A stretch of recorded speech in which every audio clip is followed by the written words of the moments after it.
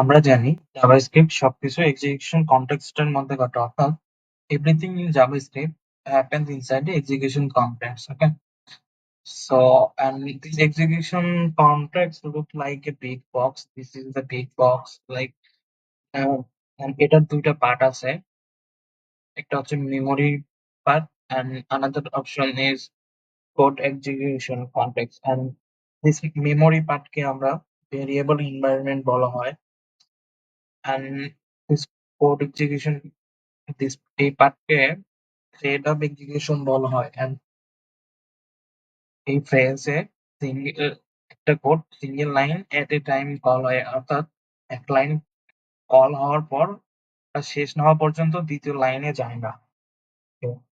And প্রথম পার্টটা আমরা মেমোরি কম্পোনেন্ট আর দিস বলে থাকি, যেখানে ভেরিয়েবলের ফাংশন আর ভেরিয়েবল কি এবং ভ্যালু পেয়ার পেয়ার হিসেবে স্টোর হয়। So, ওই আমাদের এখানে কি থাকবে এবং এটার ভ্যালু থাকবে।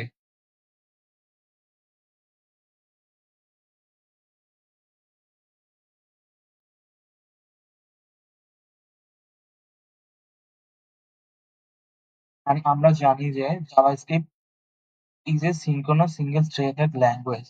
So single thread means JavaScript can only execute one command at a time in a specific order. So that means that we can only go to the next line on current line has been finished execution. অর্থাৎ এক line শেষ হলে তবে আমরা পরের লাইনে যেতে পারি, এবং একটা লাইন শেষ না হলে জাভাস্ক্রিপ্ট কোড এক্সিকিউশন করে না। এন্ড নাও জাভাস্ক্রিপ্ট কিভাবে এক্সিকিউশন করে বিহাইন্ড দ্য সিন, এটা আমাদের জানা দরকার। Like this is a global context, যার দুইটা পার্ট আছে, এক মেমোরি এন্ড দ্বিতীয় অপশন কোড কোড পার্ট। এবং এক্ষেত্রে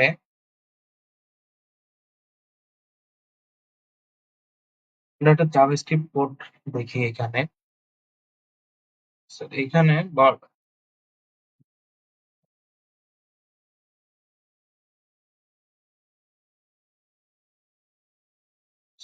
যেখানে একটা ভেরিয়েবল আছে যার ভ্যালু 20 এন্ড একটা ফাংশন আছে ফর সামেশন, এন্ড ফাংশনের একটা প্যারামিটার আছে, প্যারামিটার নিচ্ছি এবং ফাংশনালিটি করতেছি এবং আমরা অ্যান্সারটাকে রিটার্ন করতেছি এখানে। এরপর আমরা এখানে ফাংশন রান করতেছি। ফাংশন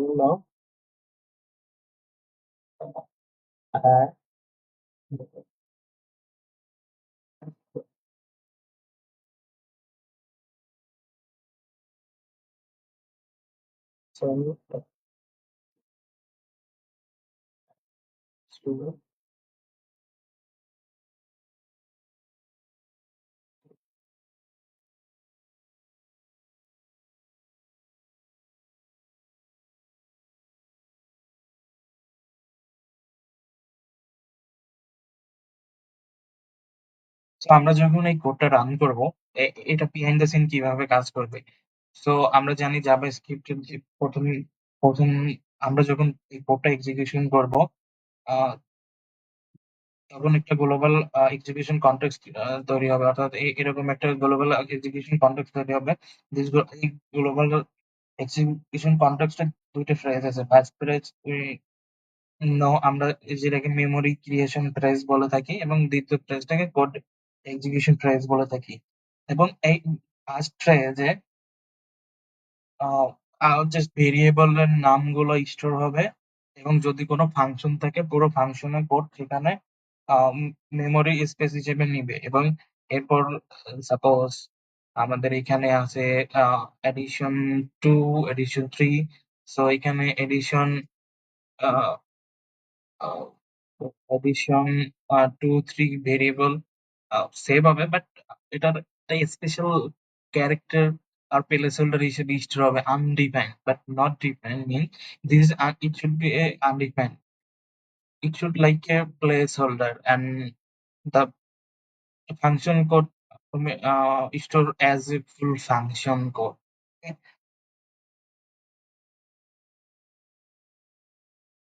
আমরা যদি এখানে এই কোডটাকে এক্সপ্লেইন করার চেষ্টা করি, সো the প্রথম line variable n equal to 20, so so আমরা যখন এটা মেমোরি এলোকেট করবে n it is to a special value which is undefined, so initially এখানে একটা তো in undefined হিসেবে থাকবে, এই undefined হিসেবে এখানে স্টোর হবে।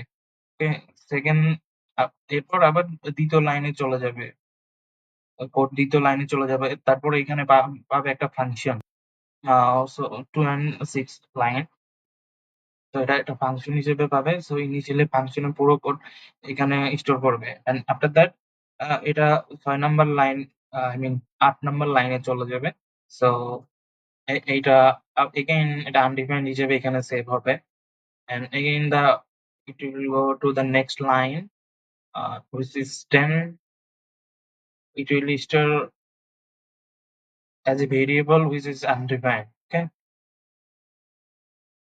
and দ্বিতীয় phrase হইলো code execution phrase. Okay, যেখানে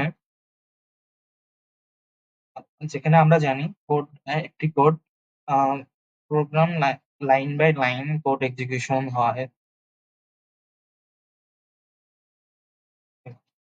and after that, so আমরা কোড এক্সিকিউশন কনটেক্সটে যাওয়ার পরে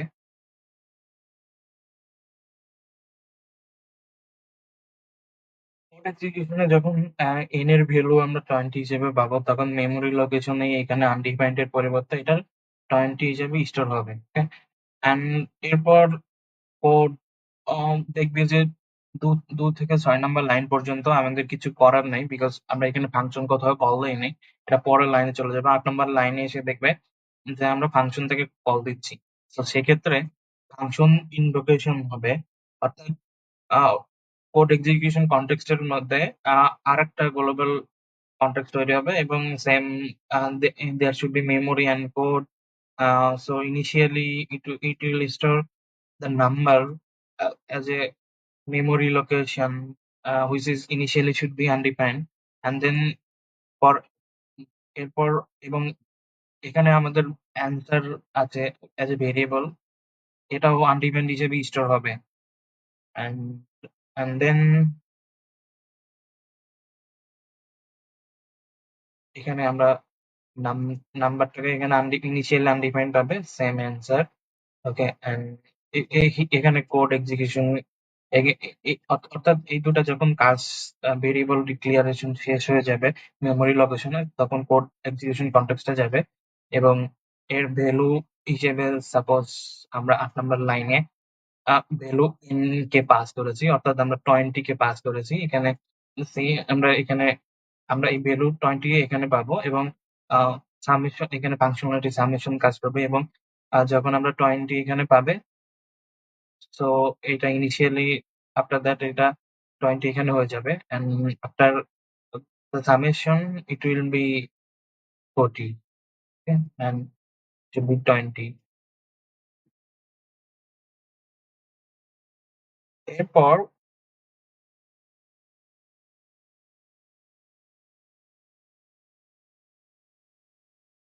যখন এটা রিটার্ন করবে, ভ্যালু এটা রিটার্ন করার পর, ফাংশন রিটার্ন করার পরে এখানে সামেশন এখানে আনডিফাইন্ড থেকে লাইক এটা আনডিফাইন্ড রিমুভ হয়ে যায়, sorry, এটা আনডিফাইন্ড রিমুভ হয়ে এখানে 40 হিসেবে স্টোর হবে, 40 হিসেবে স্টোর হবে, বিকজ আমরা লাইন নাম্বার 8 থেকে ফাংশন কল করে আমরা আউটপুট পেয়েছি 40, এন্ড এরপর 10 নম্বর লাইনে যাবে, এগেইন ফাংশন ইনভোকেশন হবে, এখানে যাবে, অর্থাৎ কোড এক্সিকিউশন কনটেক্সটে আরেকবার global execution context mini function তৈরি হবে, তো সেম মেমোরি লোকেশন এখানে number initially number initially undefined and answer variable হিসেবে আনডিফাইন্ড যোগ হবে, এন্ড যখন ফাংশন আমরা কল করতেছি ভ্যালু হিসেবে আমরা 12 এখানে পাবো। After that, again, the functionality should happen over here lead to the summation, and it will return the summation answer, and we'll get the answer from that. Okay. So এইভাবে actually JavaScript behind the scene এ কাজ করে। আমরা এই কোডটা run করে দেখি। এখানে যেহেতু আমরা কোড কনসোল করেছি, let me reload. So you see initially যখন এই লাইন শেষ হয়ে যাবে, কোড এক্সিকিউশন কনটেক্সটে যে ৮ নাম্বার লাইনে আসবে, যখন এই ফাংশনটা কল হবে, এই ফাংশনটা এড ফাংশনের মধ্যে নিয়ে যাবে এবং ইনিশিয়ালি ভ্যালু আমরা 20 আছে, 20 পাস হয়েছে এখানে, we're getting 20 over here, and then it should do the functionality over here and return the value of summation, and we are getting the answer add to a variable answer. It will store into the memory location also, and again it ১০ number line যখন call হবে, again এটা function এর মধ্যে যাবে, এবং again আমরা দেখতেছি এখানে নাম্বার হিসেবে 20 আছে, 12 সরি 12 আছে, and again it should be what for the functionality and code will execute over here.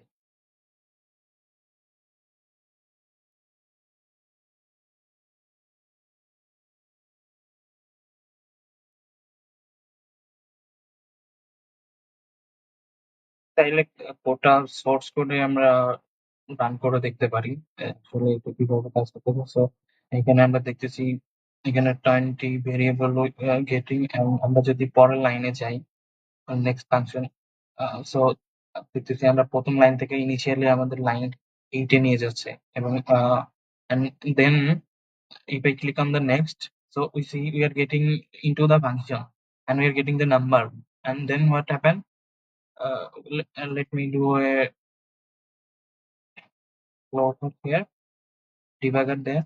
I can see it's returning the answer. Okay, and then it should go to the next line, the number line, the console log is returning, and again if I click on the next line, so you see it is going to the line number 10, and if I go to the next, again we are getting into the function, because I have already আমি এখানে বলেছি যে function আবার call হবে এবং ফাংশনের মধ্যে যাবে, and again ফাংশনালিটি কাজ করবে। সো এখানে হয় না, আমি যখন আবার প্যারামিটার হিসেবে 12 আছে, এখানে দেখতেছি নাম্বারের ভ্যালু 20 হিসেবে পাচ্ছে, এবং অ্যান্সার যেহেতু দুটা নাম্বারকে সামেশন করতেছে, তো if I go to the আমি যদি আবার নেক্সট লাইনে যাই, সো ফাংশনালিটি করার পর এটা রিটার্ন করবে।